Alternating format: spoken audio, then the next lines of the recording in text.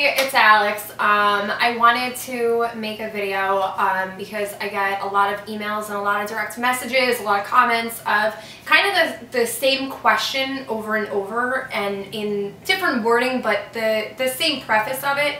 So I feel bad that I can't individually respond to everybody, so I kind of wanted to make this so any questions that a lot of people frequently have, they could just watch this and it'll help them out.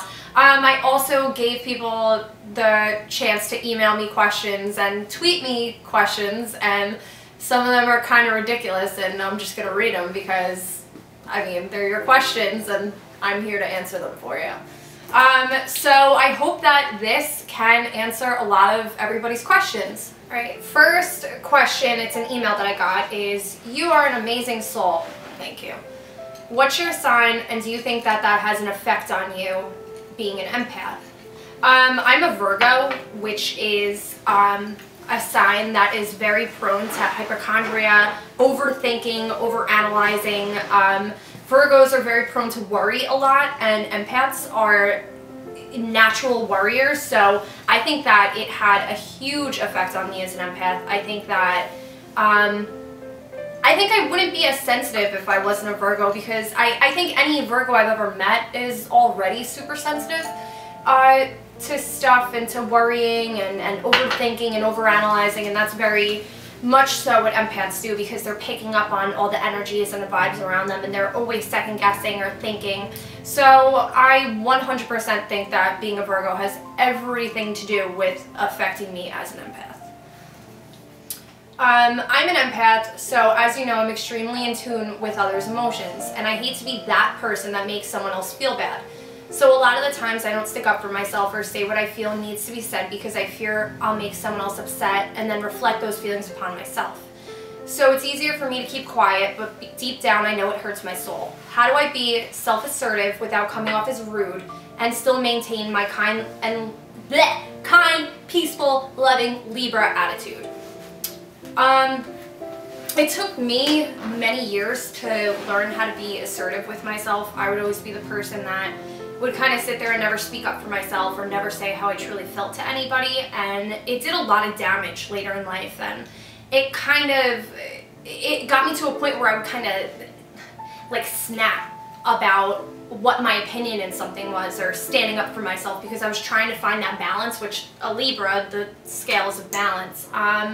I think that it's just very important to word things a certain way. I think that you should never use attacking words, like saying you did this or you're the reason. It's very easy to express yourself saying like, hey listen, like this happened and it kind of made me feel this way. Like just being sensitive while speaking your mind at the same time goes a really long way, because when you blame somebody or you say you did this, like I said, it makes someone feel attacked, and then they will feel you're coming off as rude, and then they will react in a way that's reacting right back to you, and it just could make a situation that could have been super easy to resolve in like 10 seconds. It'll make it escalate, and then people's feelings will get hurt and their egos will get hurt, and it'll just keep it going. I think in being assertive, it's good to be kind. It's good to always say how you feel, no matter how you feel, because I'm the biggest person on nothing you feel is wrong. If I feel uncomfortable in a certain situation, I'm going to say it. If I am in the car with somebody and I feel they're driving a little fast and I feel a little weird about it, I used to be that person that would be like, no, what if they think I'm weird? Now I'm just like, yo, slow down. Like, I can't. You need to slow down. Alright, next question. I find that when I'm using cards for readings, it slows me down. It's easier for me to just sit with somebody or be next to them and read them. I feel like cards are what I struggle with the most, and they're supposed to be the easiest. When I read for myself with cards, I have no problem, but when it's time for someone else to be read with them, I think I hit a red light. Do you have any advice or suggestions?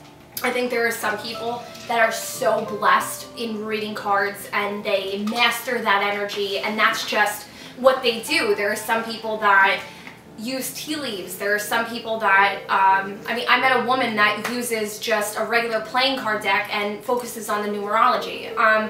I think that you should do whatever resonates with you. I think nothing is wrong, but if you feel in your heart that you read someone's energy better, or you read them better just by sitting by yourself, I think that that is something you should hone in on, rather than thinking that there's a right or wrong way to anything. I really only use cards for myself, or my close friends that I'm way too invested in on a situation. I already know too much, so I'm biased about it.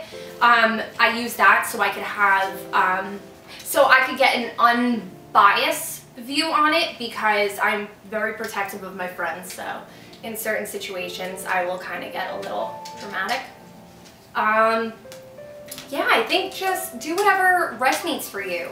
Do whatever you feel right with. You'll know if something doesn't feel right. It's kind of like a gut feeling. Like, I can't read cards for people, because I'll just sit there and I'll be like, well, I just get frustrated because I sense and feel things like a computer.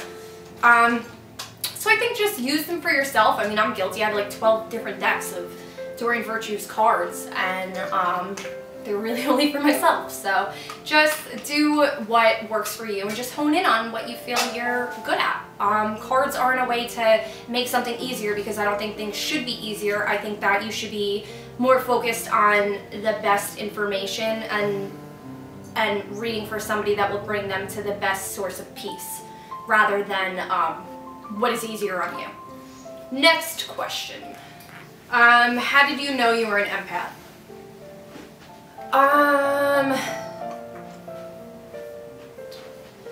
I kind of thought I had more common sense than everyone my whole life. I thought that I was just smarter than everyone else, that I was able to pick up on certain things about somebody, that if someone was about to cry, I would say to them, are you going to cry? And they're like, how did you know that? Or they feel some type of emotion. I physically felt it on my own.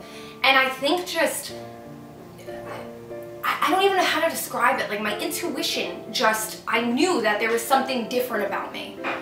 I think I was about 19 years old. I was in the shop, I was tattooing, and I just started hearing like someone being really depressed. I don't even know how to explain it, but I started hearing like what this person, or sensing the energy of what this person was thinking, and I said to them, I was like, are you thinking about how depressed you are? And they were like, and they got a little freaked out about it, and I was like, all right, well, this is getting fucking crazy. Like, I need to be locked up, or, you know, I need to figure out what is going on with me. Because at one point, I thought everyone was like that, and then I started to realize that I was a little different than everybody else.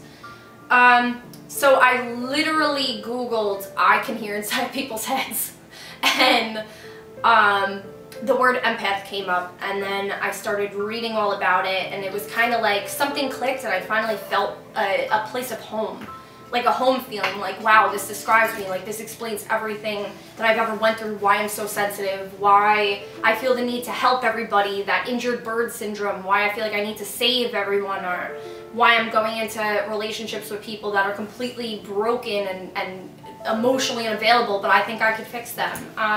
It explained everything. I think you just have a knowing. I think that the universe kind of does that for you, just as you know when something's off with your mom. Like if you go in your kitchen and she's acting a little different, like it's just a knowing. You could just know. And I think now when I started thinking about all this stuff and trying to figure it out, this was not an accessible thing. This isn't really stuff people were talking about. Like in the past 2 years, all this stuff has become pretty trendy on the internet, and which is awesome because so many people are understanding themselves. I think it's beautiful, amazing. But now it's easier for people to kind of read and be like, oh, okay, well, this resonates with me, and get help to help themselves. Next question. How has Reiki changed your life? Reiki actually completely changed my life, because it was at the end of understanding I'm an empath, and I would watch these YouTube tutorials on like tapping and trying to shield myself from energy, and nothing helped me. Like, I would sit there and be like, all right, can this go away? And I didn't really understand it or grasp it. And then I met my Reiki teacher and got attuned to level 1, and she taught me how to ground and taught me how to shield. And you just become stronger in mastering energy, because that's what a Reiki master is. Basically, you're a master of energy, which I'm no master. On paper, I am. Am I a Reiki teacher? Yes, but I'm a master of nothing. But it truly, truly helped me that now I could sit in a room with 100 people and be like, I'm good. Like, I could sit here, I could be around this, I could be around that, and I'm good. Because I know what it is, I know how to get rid of it, I know how to just harness it, and even better, I know how to help someone with it. So, I think Reiki is a beautiful thing, and I think more people should do it. I think Eastern and Western medicine should become more connected, because the metaphysical aspects of it, it just helps you understand so much more certain disease and why things happen, and ailments and pain and colds and this and that. And, I became a Reiki master like late 2009, early 2010, and it saved my life. I will always say it saved my life, because I felt like I was going off the deep end, and I was either gonna become, to be 100% honest, I was either gonna become an alcoholic because I couldn't handle myself and all I wanted to do was drink and tune it out, or I was gonna be put in some type of psych ward. So Reiki saved my life, so that's how it changed my life. Next question. I said I'm answering everything. Can you Reiki my boyfriend cheating on me out of my head? No. Eternal Sunshine of the Spotless Mind was a great movie, but that is not a real thing. No, I think you should head-on deal with your boyfriend cheating on you and maybe break up or leave him. No, I can't do that. Are you in love? With life, yes. Do you find it hard to be in a relationship and be intuitive? Absolutely, because my intuition shuts off and I overthink everything, and I'm just, it's not easier. It's definitely not easier. With people, being intuitive with friends, it helps, it heals, it works. Relationships, no. It honestly creates chaos, but I've been able to find a balance in it all and make myself more level-headed. So, super hard. How tall are you? I'm 5'1". Can we go on a date? No. How do you handle running into somebody who has really hurt you in the past? I'm not good at that, but I am good at that. I'm somebody that really needs closure on certain situations. I'm not good with things being left open-ended. So if I see someone that's hurt me and I haven't gotten a chance to talk to them about it, I go head on into it, and I'll just approach them and be like, listen, we need to talk. Like, actually, it was probably like a month or maybe 2 months ago I did that. I'm very assertive in that regard. I don't like not knowing things. And I feel that when you know why certain things happen, it doesn't hurt as much. Like, when you can understand the certain situation, it makes it, I don't think it'll stop the fact that they've hurt you, but I think that it makes it a little easier to truly understand where they came from, because I think everyone should be more open to really telling the truth, because there's too many times people lie about stuff to not hurt somebody's feelings, but I think in order to help each other grow and heal each other, we kind of have to hurt each other's feelings. It's what makes us human and better off. I could be amongst somebody that's hurt me, and as long as I can understand why something happened and we could have a friendship after, I'm good. If a friendship isn't anywhere in the works, I'll choose to not be around that person, and if they happen to be around me, I just shut it off and I act like they're not even there, because if they hurt me that bad that I can't be friends with them, then I can't even think or process them in my brain. It's just not even worth it to me. So, get closure on every situation, and then it'll stop everything from hurting as much or hurting you as much. Can electronic communication with your ex reconnect the energy cord? I've talked about this many times when we talk to somebody or we have some type of relationship or anything with them. An etheric cord attaches to them, mostly in our solar plex. We can reconnect that cord when we think about somebody, when we see them, if they think of us. especially electronics, texting, call, looking at pictures, looking at their Instagram. That is the best way because you have all these emotions in it and you reattach. A selenite wand, the stone selenite, do that in front of your solar plex, that will cut cords. Picturing the cords from you to somebody being broken with scissors, a sword, knife, anything your higher consciousness feels will do the job. That'll cut it. Just be aware of when you reattach them and just know to always cut it. And know that when they're in your head too much, they're connecting theirs to you. So they might be thinking of you and this, that, and the third. Next question. Is there a way to send forgiveness to yourself? Yeah, I think sending forgiveness to yourself is super important. I think all of us as people, we do things that we're not always proud of, or we let ourselves be hurt for too long, or let ourselves be stuck in something for too long, and we want to forgive ourselves for that happening. I think just sitting in meditation and just being like, you know, I forgive you for hurting me, or I forgive you for letting yourself be abused. I forgive you for letting yourself sit in a situation for way too long. Yeah, just say I forgive you and release that stuff. Let it go. Everything's a part of your journey. Everything's here to make you better or make you stronger. And I think you should forgive yourself, but always remember that everything does have a certain purpose, whether you understand it now or 10 years from now. What resources are available to help guide meditation? I have trouble meditating outside of yoga class. Guided meditation is the best. I have a really hard time getting into a meditative state because my ego is so like that, it never shuts up. Doreen Virtue has really, really awesome guided meditations on the internet. You could YouTube it. Any guided meditation you want, really. And amongst Doreen Virtue, she's my personal favorite and everything. There are, you know, hundreds of people that do really good guided meditations. Or you could go to a spiritual center and find somebody that does these guided meditations.